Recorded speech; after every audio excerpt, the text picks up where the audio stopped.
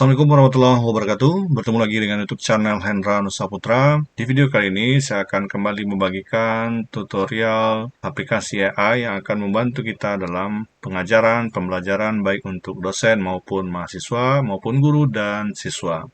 Kali ini saya akan berikan salah satu tutorial aplikasi yang sangat-sangat saya rekomendasikan karena di sini lebih dinamis ya, lebih aplikatif ya untuk tampilannya daripada aplikasi dengan ChatGPT. Tentunya ini kebutuhan khusus ya untuk bagi para dosen ataupun guru yang akan mempermudah pekerjaannya dalam baik itu cari materi, menilai ataupun membuat perangkat pembelajaran.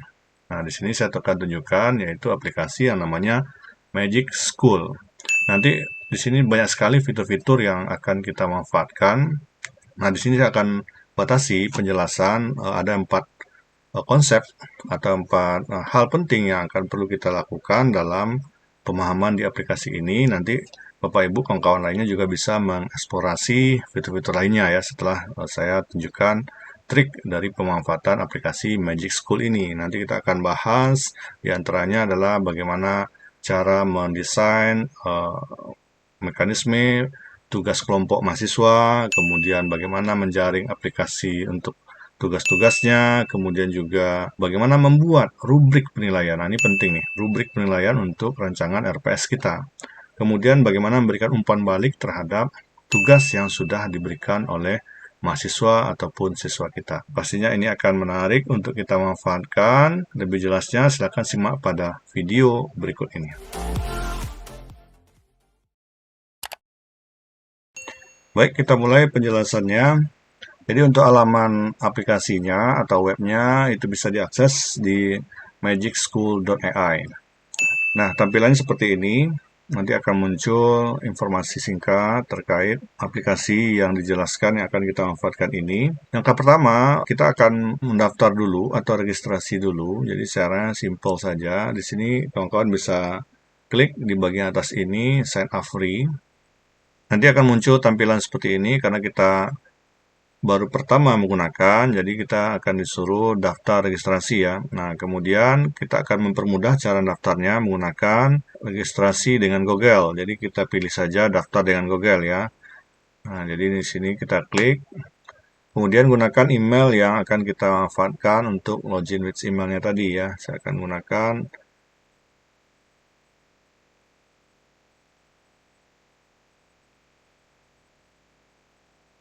ya, nanti di next saja, continue.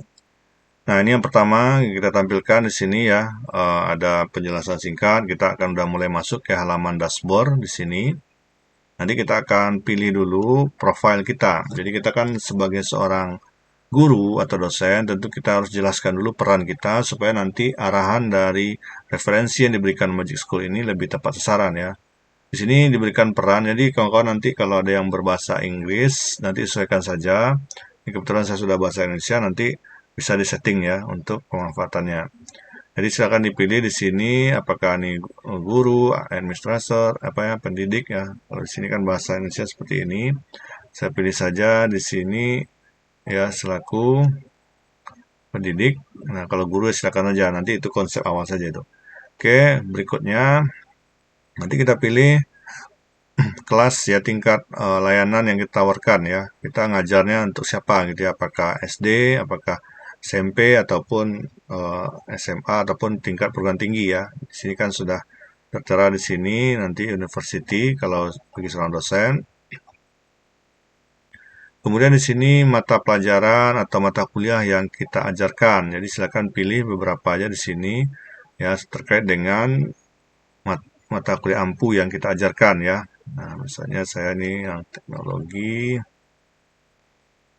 ya boleh pilih lebih dari satu ya. Nah, yang ngajar tentang sains, ilmu sosial, matematika, silakan jadi pilih di sini. Kemudian next, ya. Kemudian juga tulis nama di sini. Kemudian baru kita mulai. Nah, di sini ada penjelasan singkat juga ya yang harus kita pahami ya. Nah, oke. Nah, kita sudah masuk di halaman ini. Nah, untuk mempermudah kita dalam pemahaman aplikasi ini dan lebih fokus ya untuk membuat isinya daripada memahami bahasa-bahasa Inggris ini semua, kita rubah ke dalam language-nya bahasa Indonesia. Jadi silakan pilih di bagian bawah ini, sebelah kiri ini ya, sebelah kiri halaman ini ada paling bawah ini ada language ya. Nah, pokoknya yang sebelah sini, nah pilih di bagian bawah ini. Nanti silakan cari bahasa Indonesia.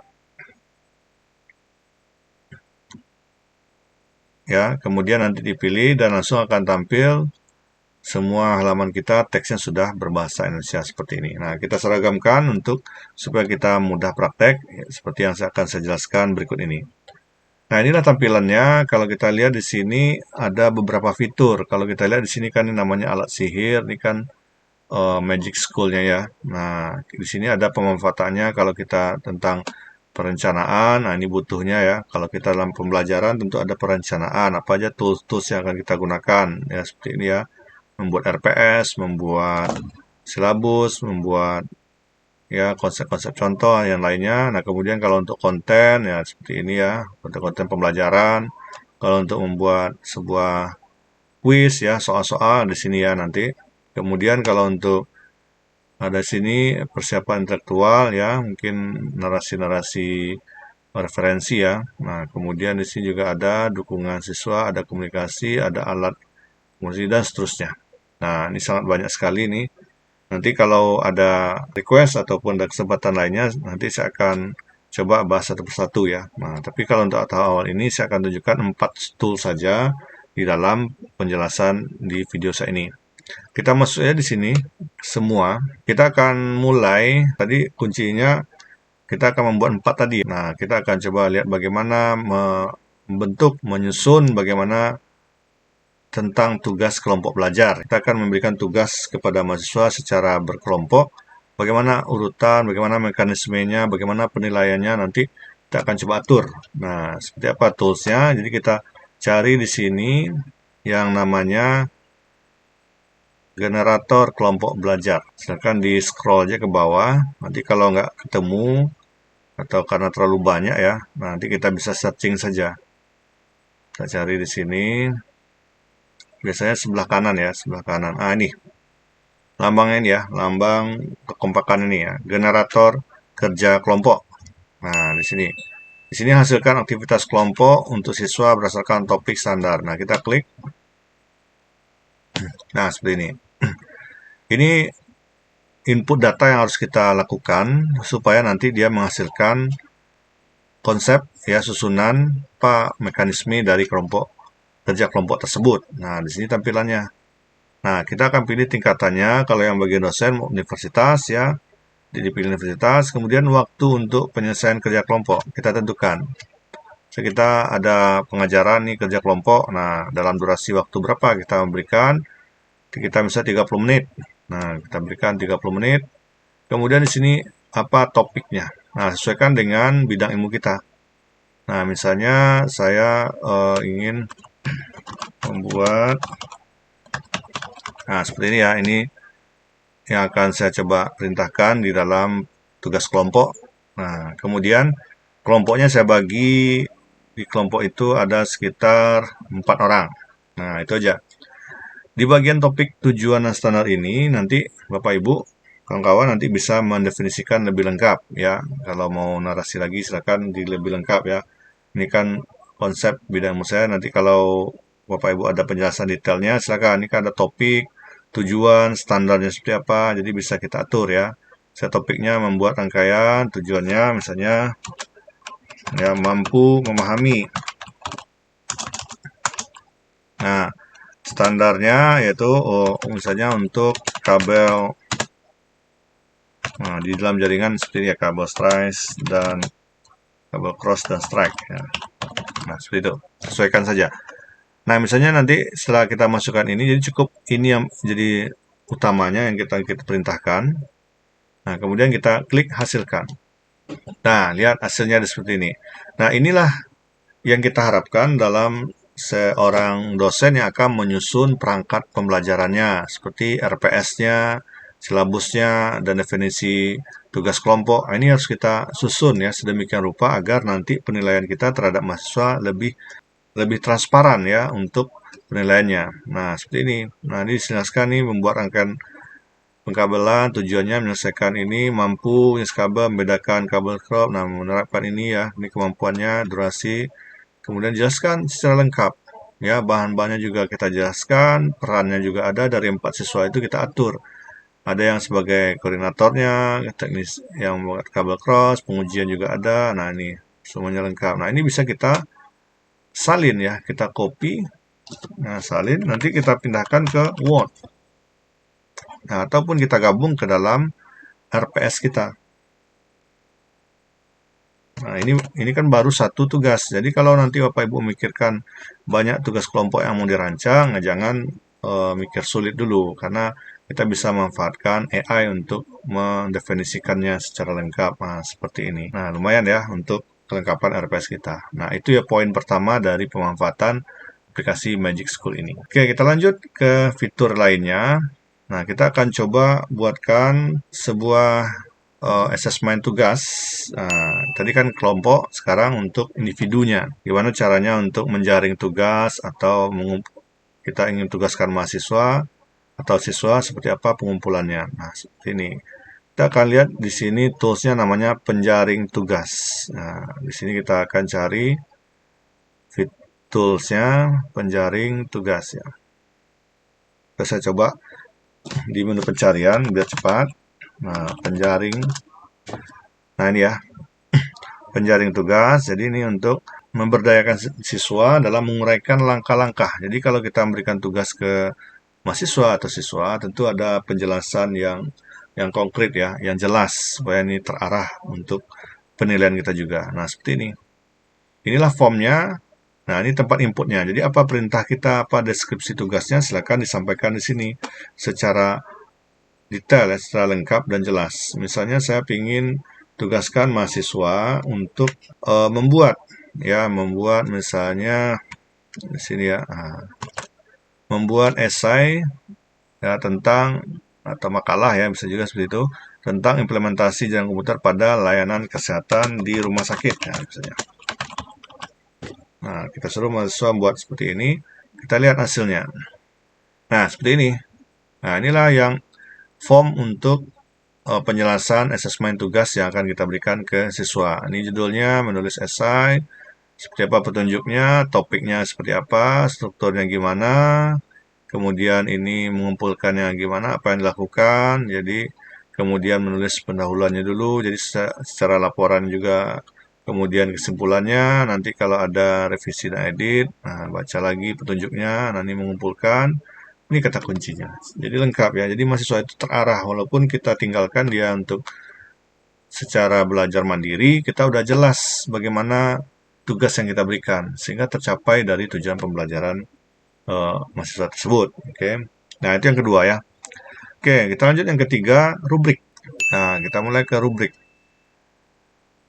Nah, ini penting sekali untuk mengukur ketercapaian secara penilaian ya. Nah, kita butuh rubrik penilaian untuk mahasiswa kita. Jadi di sini kita coba cari, searching aja di sini rubrik. Nah, namanya di sini toolsnya adalah generator rubrik. Nah, di sini kita pilih. Nah, inilah yang bagiannya tingkat kelas juga kita pilih ya. Nah, levelnya itu penting. Jadi kita posisikan dari kita levelnya di mana. Poinnya seperti apa? Nah, kalau poinnya kita sampai ke 5, skala poinnya kita pilih 5 atau 4, jadi silakan. Karena untuk lebih detail, lebih nilainya lebih bagus ataupun capaian lebih jelas, kita bisa gunakan poin skala 5. Kemudian di sini standar tujuan. Nah, di sini kita masukkan apa sih tujuan dari kita membuat rubrik ini. Jadi nanti kan dia ukur nih, kita akan bagi. Misalnya kita mau lihat tentang kemampuan esai ya, esai implementasi yang tadi ya, misalnya implementasi jaringan komputer.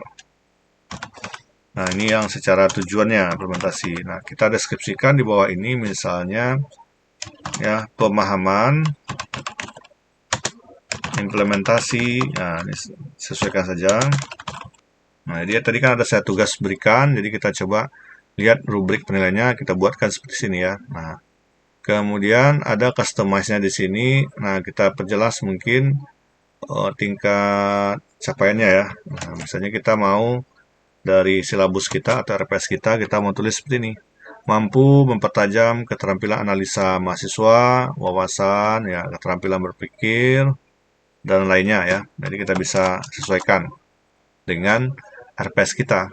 Nah, ini kita buat rubriknya seperti apa, udah langsung jadi. Oke, kita lihat hasilnya, ya cukup ini aja ya yang perlu kita isi. Nah, seperti ini hasilnya.